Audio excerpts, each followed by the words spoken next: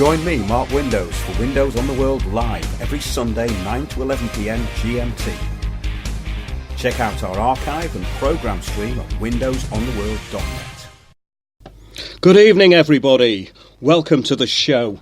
Got a very interesting one tonight, and it contains information which listeners have brought up. In other words, they've sent emails into me that are very, very interesting. And I'm going to go with local tonight. So we're going to talk about local councils. Yes, we started doing this years ago, and we've done many shows which relate to it, from regeneration, the gentrification as they call it, to what's actually happening to shut down your free speech in your local council meetings. Now, this is obviously a thing which affects everybody. However, not everybody seems to be interested, but there are a growing number of people out there who are interested because they are realising that their voice means nothing. So, on the eve of the European elections, we're going to talk about something closer to home. So good evening, echo chamber. Yes, the echo chamber is getting bigger. That means that there are more people listening to Windows on the World, despite the fact that we don't do clickbait conspiracy theories or alternative fake news. So you can tell all the conspiracy theorists out there that are calling us conspiracy theorists that we don't do fake news or clickbait conspiracy theory stuff. So the consensus being imposed everywhere is becoming more and more obvious to everybody. And you are being stopped from participating in your own business. Now, how could that happen? Well, we have described how it happens, and it happens by people taking control of the narrative in your local area. Remember, this is not just your local area, but a worldwide global action plan, which we talk about in our series of talks called The Bigger Picture.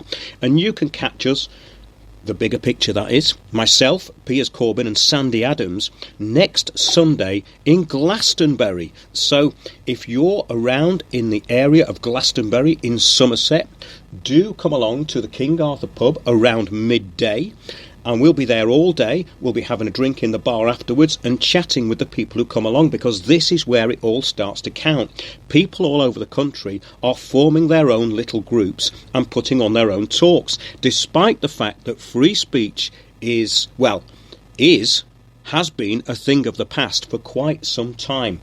But the solution to all this is taking back your inalienable rights. That's rights that you have which cannot be liened. In other words, they cannot have a debt put against them. They cannot be indebted to anybody. These are your rights which you were given when you were born, which have now been taken away by an assumption.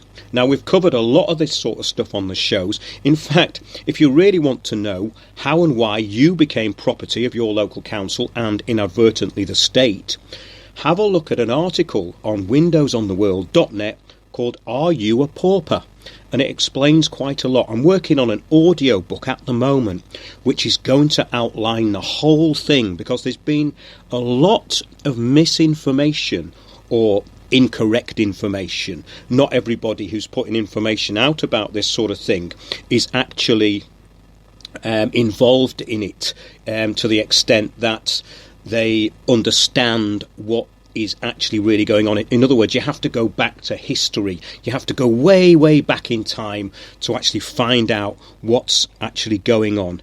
And that is the most important thing. History within this is pretty much everything. So, do you remember those inalienable rights? And if you do you kind of wonder what went wrong? Well, it's all explained in our shows and in our talks, The Bigger Picture. But first of all, I want to get onto something which is tragic and funny, but actually explains everything I was talking about in the first part of the show there. So the solution is taking back your inalienable rights. Now, if you don't look into it, you won't know what they are. But this is an amazing story which ties in to exactly this point. It's a funny story, really, about a Liverpool Football Club supporter who put a flag outside his house which was referring to the Liverpool football team going to Madrid. Now, it's now against Stasi policy to display flags. I don't know whether you knew that, because flags, you know what they do?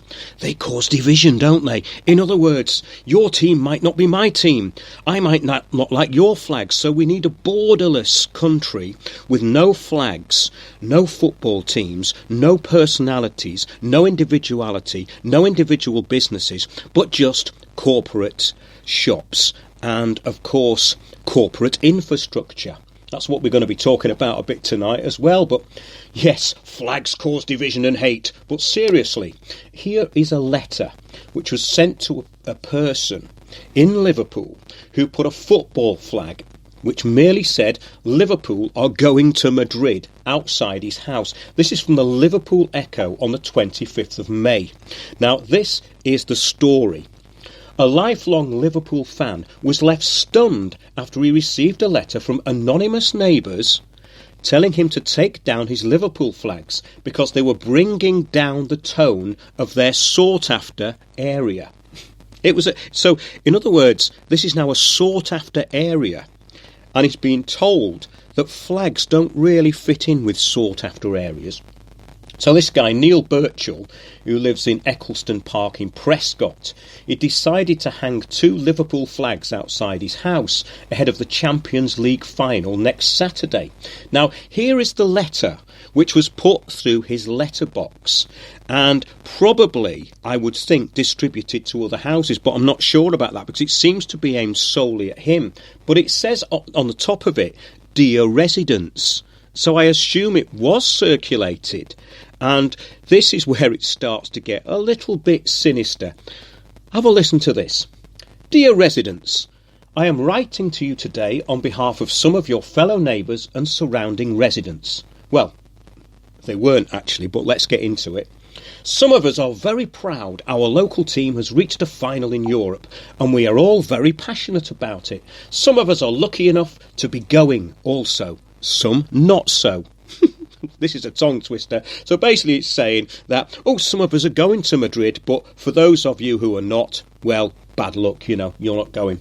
"However, we are proud members of Eccleston and its beautiful surroundings. We like to stand out and keep this suburb as sought after as possible." Now, isn't this interesting? So, in other words, from being a community, it's gone to being sought after. So would that be the council who was selling off all their council housing making this statement? Well, let's carry on with it. It says, "As a homeowner yourself, surely you can understand that hanging flags outside windows is something of maybe a council estate or inner city style promotion." I'll read that again. "So, as a homeowner yourself, surely you can understand that hanging flags outside windows is something of maybe a council estate or inner city promotion. Some of our friends are selling their property and think this could have a financial factor on the price of their home. As a spokesman, or spokesperson it says actually, for most of our neighbours, I am a red. In other words, I'm really on your side. I support your team." Well, in actual fact, that's a bit divisive, isn't it? Because there's 2 major teams in Liverpool, so he's taking sides there. "As a spokesperson for most of our neighbours, I am a red, and I do hope we get our hands on that trophy, especially for our city." So, the self-appointed busybody or agency who sent this also want to remain anonymous, but is speaking on behalf of everyone, isn't he or she? Now, wait a minute, doesn't that sound like a council Stasi stooge? Isn't that the sort of thing they do? Yes. So, let's see what else it says. I'm carrying on with it now. "As a spokesman, I am also asking that you refrain from the bunting surrounding football. Many thanks for understanding, and we wish you luck in your travel to Madrid. Let's make our area the best. Feel free to join our community and get involved with local events and news. Yours sincerely, your neighbourhood." Get that bit at the end. Yours sincerely, not a person, not an agency, not a council. Yours sincerely, your neighbourhood. Now, so your neighbourhood is your spokesman. This is just like the unknown identity of number 1 in that 60s television series, The Prisoner. Do you remember that? Like, you will never find out the identity of the spokesperson on behalf of your neighbourhood. Now, this letter tells you everything that's wrong and increasingly creepy about what local councils are up to. It's absolutely incredible that could actually be put through someone's letterbox and signed your neighbourhood. So it all ties in with what councils all over the country are doing. They're acting as remote authority and removing all of their liabilities. This is very important, whilst creating new ones for you. In other words, all of a sudden, you have all of these duties as a citizen.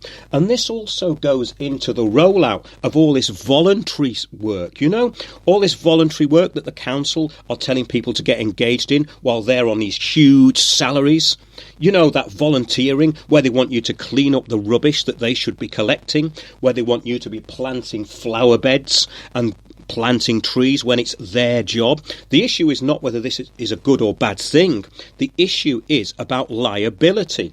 It's the council's liability under the council tax that you pay to actually carry out these things, which are their civic duties. They're not your duties, they're theirs. So this is all very interesting, because what most people are telling me is that they have no input into what happens locally. And that's what this show's really going to be about.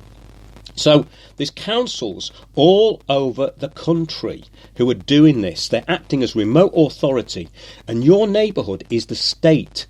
It is all-encompassing, but it is not anyone you know or anyone who lives there. It's a hidden hand, basically, which could be interfering in your mind, if it could. And, of course, it does, through these psychology, fear, and basically what they call nudging, psychological nudging. And that's something you'll find a lot of in council-type meetings and council-type literature that they put out. So that's really where we're going with this show tonight. It pushes all this stuff through its vibrant communities, which are monotonous, dreary dead zones. They're empowering you with fear. They're making everyone and everything the same through diversity. So this is the way it is. It is what we talk about. It's Brave New World. It's 1984. It's a sci-fi dystopian nightmare. That's what it is. But let's get on to this now.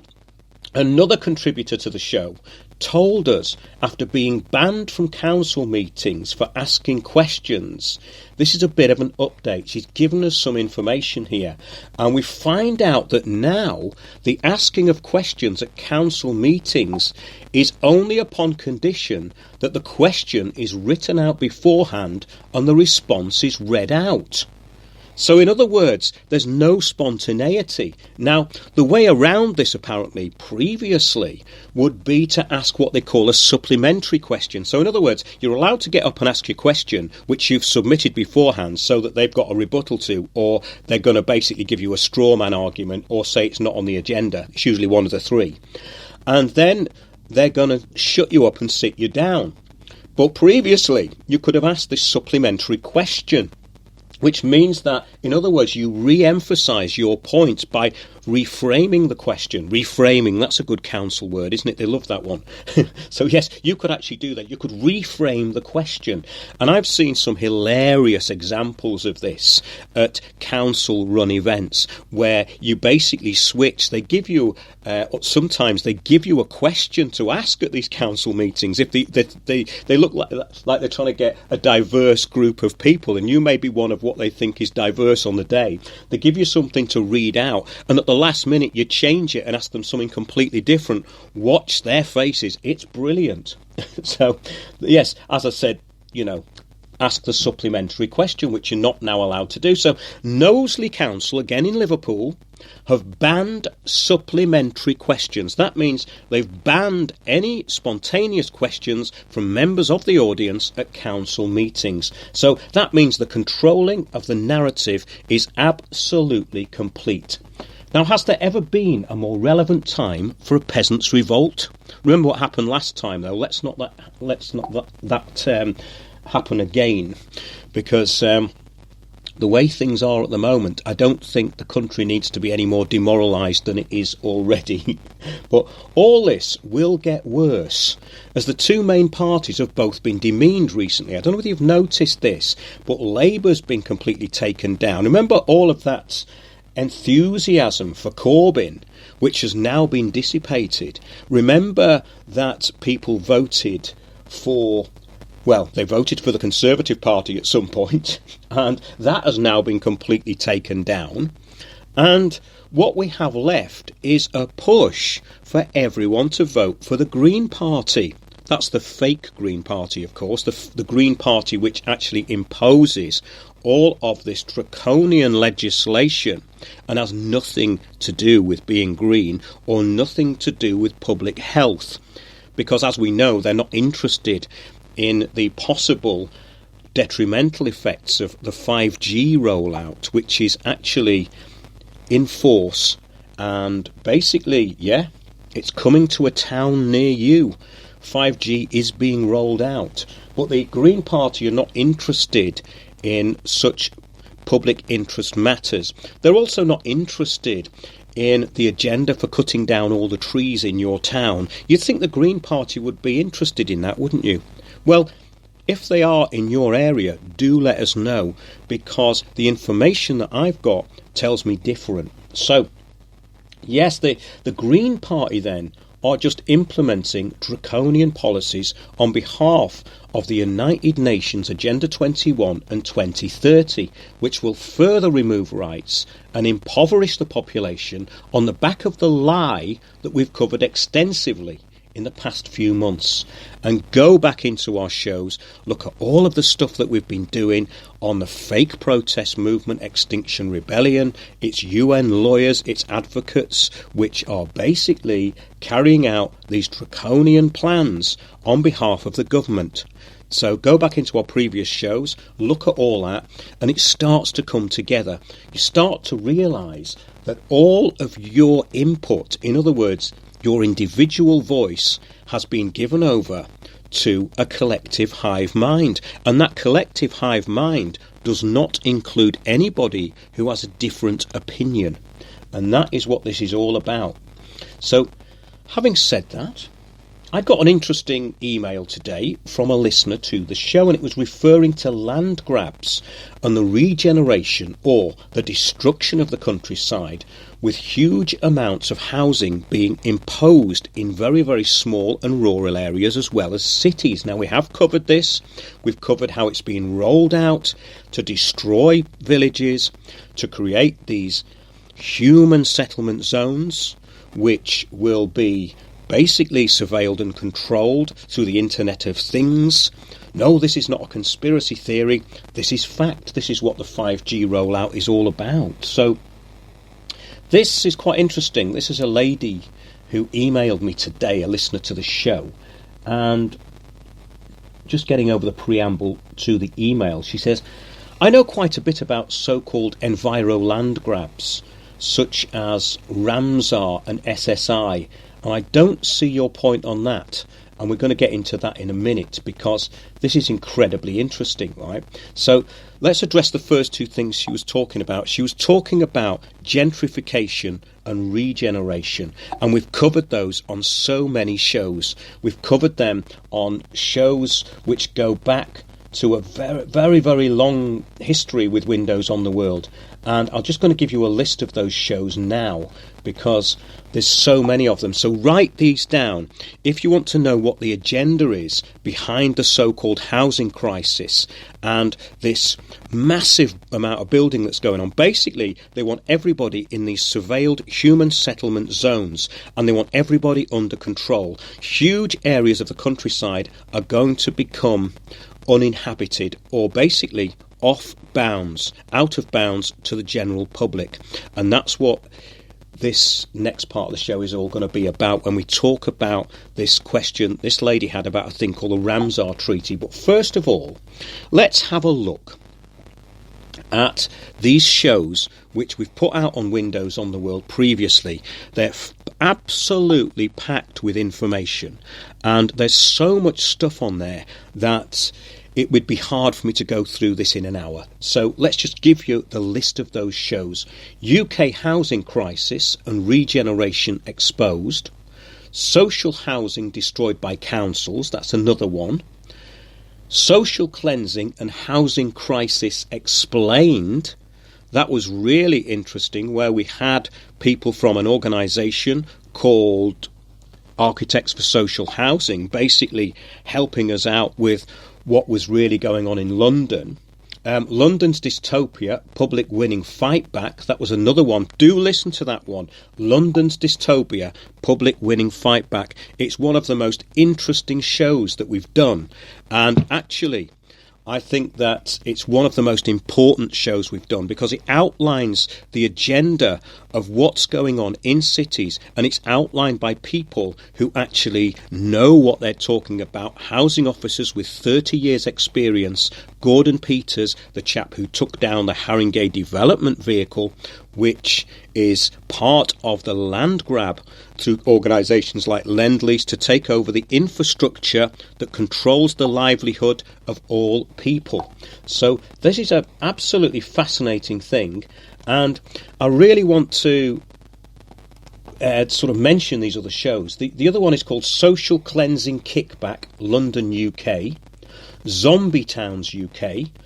Britain's Villages Destroyed, and Big Society Change Agents. Now, Big Society Change Agents is an article on windowsontheworld.net, as are all these others. You can find them all there. In fact, if you merely go to windowsontheworld.net and you put in a search at the top and put housing and regeneration, all of this stuff will come up.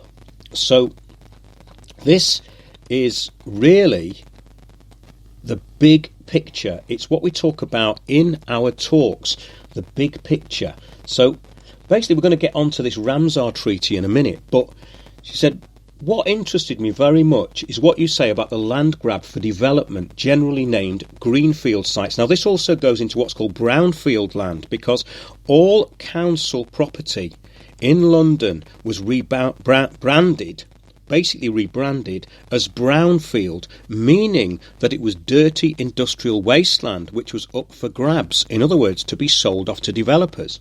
400,000 council houses in London went through this, and I'm going to get onto that a little bit later, because this is such a big picture, and this is the big picture of what's going on all over the country. So yeah, what interested me very much is what you say about the land grab for development generally, or namely greenfield sites. Of course, we have to include brownfield in that. There was even a conference to sell all the land off that was renamed brownfield in London. It was called the Brownfield Summit. You can look that up. It was held on private land in Docklands. She says, plus especially that common people have no say in it. Now, this is what we're saying. In other words, the decisions on this stuff have already been made. There's a perfunctory kind of fake public engagement using facilitators and co-facilitators, people you'll never see again, or your local councillors who have already been bought out. Remember that many councillors have interests with these private developers, and you have to look into that. She says that this has been my experience in Northumberland, which is rapidly being transformed from England's green glory into a giant housing estate. Yes, a giant surveilled human settlement zone. Look up human settlement zones, because the idea is that you'll be able to walk and cycle, not drive. Remember, cars aren't involved in this. There is a war on private transport, and that war is absolutely obvious. But she carries on. Despite the regional council blatantly breaking planning law by giving blanket approval to every major housing development, plus lots of valid opposition, it makes zero difference to the decisions which are made in the planning documents prior to the process being opened for public consultation and objections. So there you go. That's what is coming to us through people who listen to the show. It's happening in your local area, All of your input locally has been taken away. There is no local input and only fake consultation. And this is coming through an organisation at the very top called ICLEI, which is Local Government for Sustainable Development. Look up ICLEI. This is how these policies are implemented through your council. Remember, your council has been pretty much removed from the equation. The only people in your local council are basically people who are mentored into this programme, or they have a vested interest in it. And remember, all those who are mentored into it have a vested interest in it. They have a salary coming from this United Nations Global Action Plan, which is implemented at a local level. So there is no public consultation, there is only the appearance of it. The decisions have already been made on your behalf by those who are carrying out instructions from above. And this is the most important thing. If you want to know more about this, there's some great American videos which describe how these policies are put into your local council. And if you start by looking up ICLEI, ICLEI, you will start to see how this works. And it's being put in above the decision makers in the council. All they're doing is carrying this out. That's the most important thing. But I want to get back to this thing about the Ramsar Treaty. And this is the only thing that this lady could not quite understand. Because under this Ramsar Treaty of 1971, which is basically all about preserving wetlands in the UK, look up Ramsar land. You'll find that it's usually land which is designated as floodplain. And it's all about this biodiversity, you know, protecting the land, protecting the habitat, protecting the creatures within it. However, this lady is saying that she can't understand why this is a bad thing. I'll just read out what she says. I know quite a bit about so-called enviro land grabs such as Ramsar and SSSI, and I don't see your point on that so far. However, I definitely perceive something going on with all of that in England at least, but I don't know where it's leading, except that these designations are merely in name only. Well, that may be the case, but you have to look what these treaties and the updates to the Ramsar Treaty actually say, and you can find that on the website if you look up the Ramsar Treaty. And although these places are supposed to have strong protections, regional councils totally ignore the law. Now, this is another point, but it's not actually the councils that are ignoring the law. It's the deregulation which allows them to, or forces them to sell off land. This is slightly different. I'm going to get into that in a minute. Plus, they do nothing real to protect those places from ongoing harm. Well, they're not there to actually do that. This is the whole myth of sustainable development. In other words, it's not an environmental thing. It's nothing to do with looking after the land. It's about the control and management of all land and all infrastructure which affects people. That's exactly what it's about. She carries on though. None of them are ever penalised, so the designations are worthless. Fact is, though, that Ramsar sites and most SSSIs that haven't been redeveloped yet aren't physically suitable for building on at present. Well, they're not, you see, but they're not going to be built on. They're going to be closed off.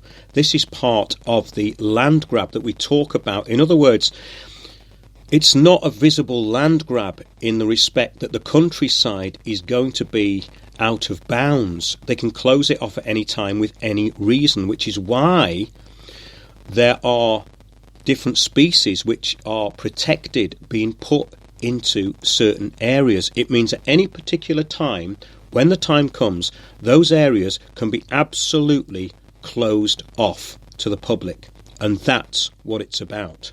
It's about control. So let's just get into the Convention on Wetlands. It was called the Ramsar Convention. It's the intergovernmental treaty that provides the framework for the conservation and wise use of wetlands and their resources. Wise use. Now, there's no mention of the law in here, is there? Wise use. Now, what could that possibly mean? The convention was adopted in the Iranian city of Ramsar in 1971 and came into force in 1975. Since then, almost 90% of UN member states from all the world's geographic regions have acceded to become contracting parties. So this is contractual. There's been a meeting of the minds and there's been agreement from both sides. That's very important. Now, contracting under the terms of the UN, of course, makes the parties subject to the UN Global Action Plan, which is Sustainable Development, and the Sustainable Development Goals, which is the land grab. So that's how you explain that. Somebody got rather irate with me a few weeks ago saying, well, is it a state land grab or is it private? No, it's neither. It's not the state, which is the Crown, and it's not private, which is a landowner. It's something much bigger than that. It's a United Nations Global Action Plan that designates how land can be used. So I wrote back to this lady that the Ramsar Treaty designated wetlands and areas liable to flooding. It was also about protecting wildlife. This is the most important thing, right? So Sandy Adams, in our Talks the Bigger Picture, talks about how land under the Ramsar Wetlands Treaty was deliberately flooded to reclaim it for so-called rewilding. In other words, it can be grabbed at any time under the right circumstances, which can be created through leaving the rivers undredged, which is what happened in Somerset when the Somerset levels were flooded. It's revealed by Sandy in our Talks the Bigger Picture how this was deliberate and killed much wildlife and destroyed farmers' livelihoods. Now, I'm going to get into that in a minute. I'm just going to line up this phone call from Sandy Adams. We'll be back in a minute and a half. If you realise how deep the rabbit hole goes, I mean, the people coming out now, even in the entertainment business, saying, I sold my soul to the devil so I could be famous. You go, Jesus, yeah. And you look at people and you think, how did he get famous? He's crap. You know? And then you think, oh, he must have sold his soul to the devil. Oh, here's Wayne again. He's going to give us all that New World Order crap. And you think, oh, well, why am I wasting my time even mentioning it? You know, it's only in conversation. And they'd rather talk about football. And, you know, you think, oh, what a waste of space. You know, and it's, oh, Manchester United did this. And you think, what a load of crap. Who cares? You know, who cares about Manchester United and Manchester City? And then you look, you think, this is it. They're just programmed. That's going to be their life. You know, women will watch soaps and men will go to football, and then you'll get up in the morning, you'll go to work and you'll do this, and then you'll finish at 5 if you're lucky. You'll go home, you won't have time for your kids, and you think, but is this what we're born for? You know, just to be slaves, really. You're just slaves. Join me, Mark Windows, for Windows on the World live every Sunday 9 to 11 p.m. GMT. Check out our archive and programme stream at windowsontheworld.net. Join me, Mark Windows, for Windows on the World live every Sunday 9 to 11 p.m. GMT. Check out our archive and programme stream at windowsontheworld.net. Welcome back to Windows on the World. Yes, we're now going to hear what Sandy Adams had to say about the Ramsar Treaty. This is what really got me interested in United Nations Agenda 21, because I was living in Somerset at the time of the flooding, and about roughly 65 square miles of Somerset flooded in 2014. And we had to. Everybody went down. Well, a few of us went down to help with the effort for stopping the water. The River Parrett was rising, and as we were sort of sandbagging, we realised that there was something wrong. None of the agencies actually came to help us, and there was no environment agency, no Navy, no Army, no one. It was just a local effort to try and save everybody from their flooding homes. Anyway, long story short, it was really neglected, and it came to light afterwards when we all did our research, and there was a few reporters down there who were local reporters who were saying this is really odd, because there was literally no help from anyone. And it turned out, having done some research, that this was an area that was designated to flood, and it was actually deliberately flooded. And it's hard to believe that, because loads of people lost their livelihoods. They lost their homes, they lost their businesses, their farms, and actually some of those people have never regained them again. And a lot of the animals, the cattle and the sheep, went and never came back because the land was destroyed. And so people lost their livelihoods. And interesting enough, this was all done under sustainable development and about conserving wildlife, which was ridiculous, because as I watched, deer floating belly up along the River Parrett and hedgerows underwater, this all came out of the Ramsar Treaty of 1971, which was the Wetlands of International Importance Conference. It was held in Ramsar in Iran in 1971. And it was really all about conserving the habitat of waterfowl. And it was the Treaty for Conservation of Waterfowl and Sustainable Use of Wetlands. So this all was put by the United Nations. This was all put together in 1971 and then farmed out to the environment agencies of every country to decide which areas that they thought would be best to actually flood or allow to flood for the conservation of wetlands. Well, that's what they said it was for, but we all know it's for land grabbing. And this is what the WWF do, this is what Natural England do, and Natural England were all part of this as well, and the WWF. So we've got these bodies of people that actually want to take the land. These societies who seem to have this worthy or appear to have this worthy cause, which is conservation of wildlife. But in fact, it destroys wildlife and it destroys habitats for human beings as well, and businesses and everything else. So I'm just going to read, because what happened then, obviously I traced it back to the Ramsar Treaty, and then I did a bit more diving into it. And I found out, I went through the Environment Agency's archives and found that in 2009, they actually had a directive to flood the particular area that did flood under Policy 6 of the Environment Agency's wetlands policy. And I realised that actually this was a deliberate flooding. And when I was working down there was a wonderful reporter called Christopher Booker, who he's a journalist actually, and he works he's a freelance journalist, and he wrote this article in the Sunday Telegraph in 2014. And he said, devastating evidence has now come to light, not just that the floods covering the 65 square miles of Somerset levels could have been prevented, but that they were actually deliberately engineered by Labour ministers in 2009, regardless of the property and human rights of thousands of people whose homes and livelihoods would be affected. Furthermore, that wildly misleading Met Office forecast in November led the Environment Agency to take a step that made the flooding infinitely more disastrous than it needed been. The smoking guns began with a policy decision announced in 2005 by Labour's Floods Minister, Elliot Morley, later to be jailed fraudulently, claiming more than £30,000 on his MP's expenses, under the heading Saving Wetland Habitats, More Money for Key Sites.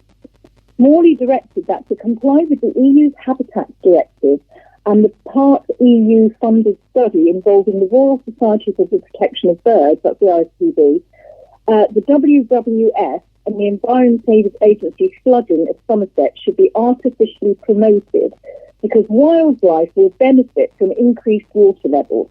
The 13 local drainage boards responsible for keeping the levels properly managed were all to be co-opted into implementing this policy. The Environment Agency had already stopped proper dredging. I mean, that's the whole thing. When I was down there, it was obvious that the River Parrett hadn't been dredged, and all the reams surrounding the River Parrett hadn't been dredged for years. I mean, and this is something that should happen every year, and it always did when it was under DEFRA, I think it was DEFRA that used to do it, the agricultural people. And it simply wasn't happening because it had been put in the hands of the Environment Agency, who were under the directive of the UN. So things got, and also the trees along the River Parrett had all been culled. So the water wasn't being sucked up by the trees. And that was an interesting point as well.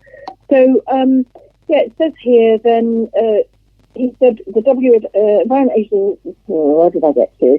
The Environment Agency had already stopped proper dredging of the River Parrett, which provides the main channels draining flooding on the levels to the sea because of the exorbitant cost of disposing of all the silt under EU waste regulations. You see, it's caught up in its own red tape. So basically, there were things like pumping stations had been closed. There was a whole breach of stuff that had actually kept the levels at a decent level of water drainage, and this had all been stopped. So the only thing that we can assume is that they just did it deliberately to claim that land and to make it almost redundant and give it back to the wetlands. And this is what we're finding with these directives from the United Nations. That's great, Sandy. I think that explains it pretty well. That was in response to a question that came up from one of our listeners, and that's fully explained in the bigger picture. And we're going to be talking all about that and more on Saturday, 1st of June. That's next Saturday in Glastonbury. So thanks a lot, Sandy. I know you've been... Yeah, we'll be there, on Saturday. And, I'll be talking about Agenda 21 and where it came from, how it's got to be, the history of it, and how it's affecting us now. And obviously Piers is going to be doing all the climate stuff, and you'll be doing your amazing stuff that you do, Mark, won't you? Oh, yes, and we've actually honed it down, and we've got more in... OK, that was Sandy. I was talking to Sandy earlier on there. And yes, we'll be at the King Arthur pub in Glastonbury next Saturday. That's the 1st of June from 12 a.m. You can pay on the door, but we prefer you to register your interest on windowsontheworld.net, pay beforehand so we know how many chairs to put out. We had quite a lot at the last talk, and we're getting more and more each talk we do, which is great. So please book one in your local area. We've got several coming up, and it's all looking very good on that front. But I hope that answered some of the questions which were put to us by that lady who emailed today about whether this was a land grab or not and what is really behind it. So Sandy kind of opens up her talk with that. And it really does put things into perspective. This is not an environmental programme. This is a programme of control of all assets, all resources and all people. That's really what it is. But let's get back to another question that came up about the amount of housing being built. Why deliberately turn our green and pleasant England into endless housing estates? There is honestly not the demand that the government claims there is for housing, except for social housing, which is desperately needed and not happening. That's exactly right. We covered this in such great depth, and it goes back to the creation of these human settlement zones. Also, we've got to look at replacement migration, and it is assumed that the European countries are actually declining in population. That's the indigenous of the European countries. So the way that the UN are going to solve this problem is the UN replacement migration, which means that every country will be flooded with immigrants. Now, this is not an issue of the childish nature which is brought up by virtue signalling politicians. In other words, it's racist. It's got nothing to do with that, because everyone who's in the country will start to suffer if this replacement migration keeps happening, because what it's doing is it's overburdening all of the infrastructure, and the whole thing is meant to be chaotic so that the government can impose more and more control. And the whole of this agenda and this agenda of putting money into renewables is also a fantasy. It was clearly stated at the time in an off-the-cuff remark by Edmund de Rothschild in 1992 at the Rio Earth Summit and the UNCED, which was this conference for people who would be engaging in this sustainable development program. In other words, sustainable energy companies and people who were going to be contracted into it, that basically this wasn't really going to work. And the solution to all that is going to be basically the system becoming completely totalitarian and rationing for all on the back of this fake green agenda. Take a look at one of our other shows, which is called the Green Energy Agenda. That will absolutely put everything into perspective as to what is happening and why it's happening. It's got nothing to do with saving the planet. It's actually the very opposite.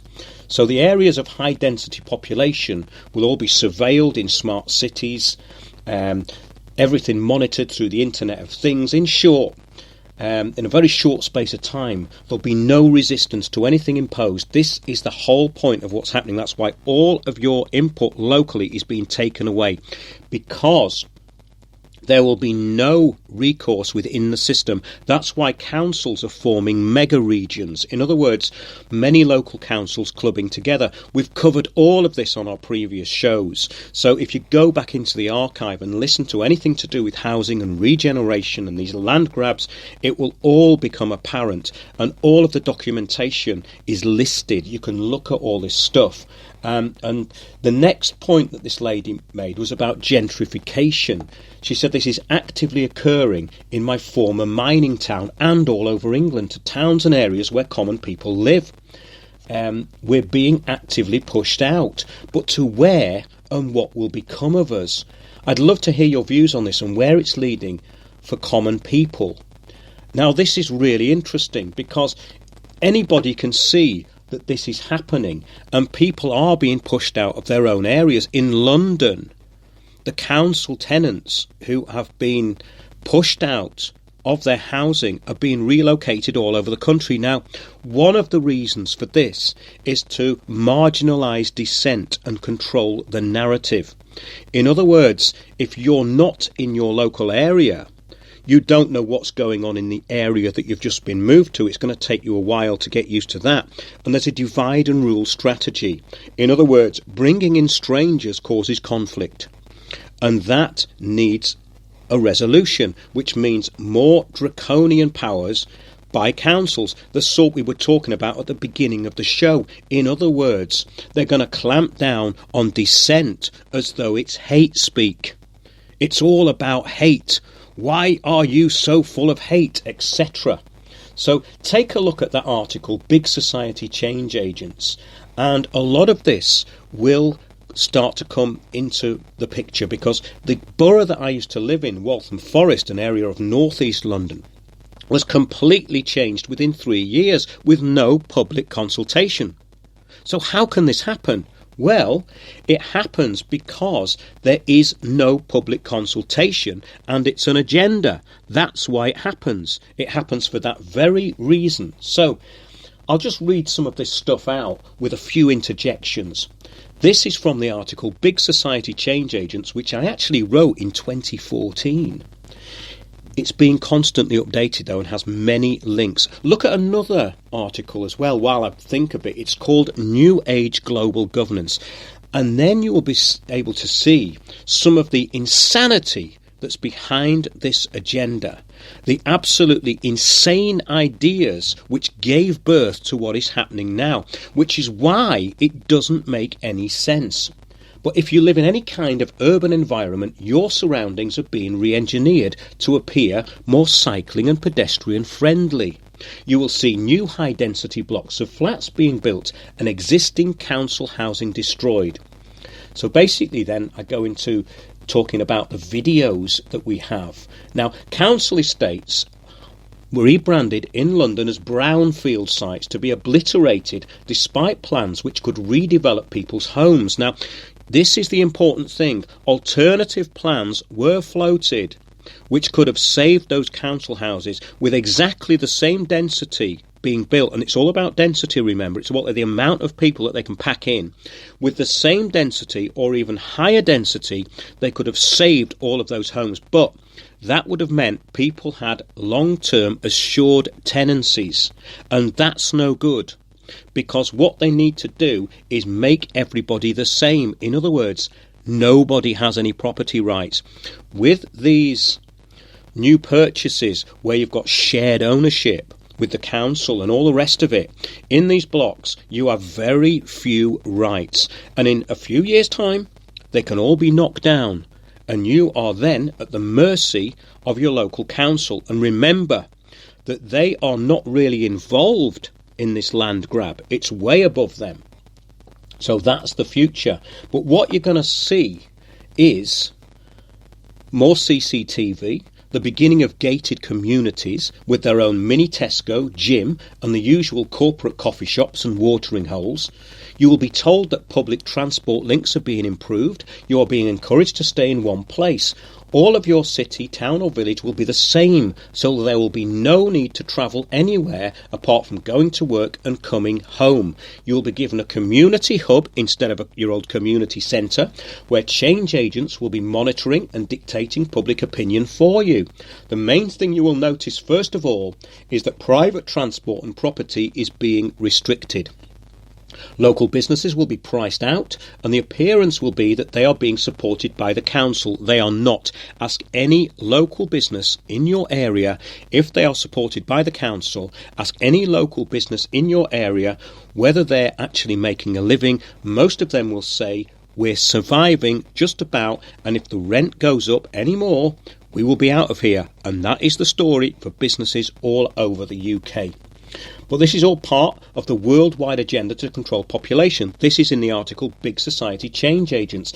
The idea is to get large numbers of people into cities and have total police state control of population. This is being done all over London and in most towns and cities and indeed villages around the UK. It is also happening rapidly in other countries. The main thing about this global action plan is it is being implemented with no choice but with the appearance of public participation. You will be told that your opinion counts and given surveys with leading questions such as, how much more cycling do you want? Local businesses will be told they are being consulted. They are not. This is being implemented rapidly, and the contracts will have been signed with developers already. The public consultation is a farce. It's a facade. Your community hub will be run by volunteers and trained change agents who will be spokespersons for the new plans, which will be appearing in local newspapers, council leaflets and propaganda newspapers and newsprint given away as community news. And they're run by, guess what, community interest groups and companies. These will contain fluffy things about local artists and trivial stories, but amongst the waffle will be the plans being forced through, described as being improvements or regeneration.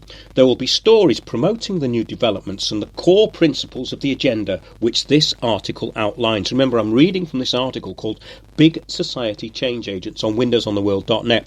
It's a very good springboard if you are just getting this information, and there's some great links in there, and you'll probably go, wait a minute, this is exactly what's happening in my area. Then you'll go, yes, I'm getting the bigger picture, which is what it's all about. But there will be stories promoting the new developments and the core principles of the agenda which this article outlines. That's very important. What you will not see are the views of real local people. They use actors and they use people who've been trained as change agents in your local area, called social entrepreneurs. And basically, yes, social entrepreneurs and these people who are running these council incorporated companies, community action groups, etc. This is what happens when you want to complain about something, for instance. The council will recommend that you form a community action group. Guess why? Because they're going to control everything within it. And nothing of any importance will get out into the public domain. Everything is shut down. So you get the odd people, those conspiracy theorists who think there might be more to this. Those are the sort of people who contact the show. Those are the sort of people who are organising talks around the country because they now know that their voice means nothing. And that's why they contact us. But basically, it all goes into the idea of sustainable development and the idea of the global action plan, which revolves around the CO2 carbon taxation agenda, which is why the Green Party are now being pushed forward. It's now time for the fake Green Party to start controlling the narrative in your local council, because these choices which are being made by people high up, not yourself, are being implemented on the back of green policies. So basically, never get involved with a community action group.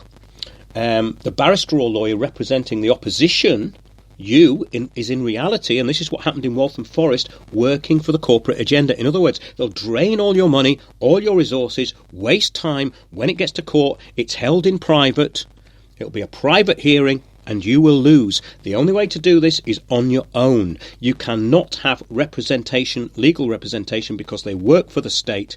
The council know all about this, and they control the narrative at every level. And if this sounds like a conspiracy, it absolutely is.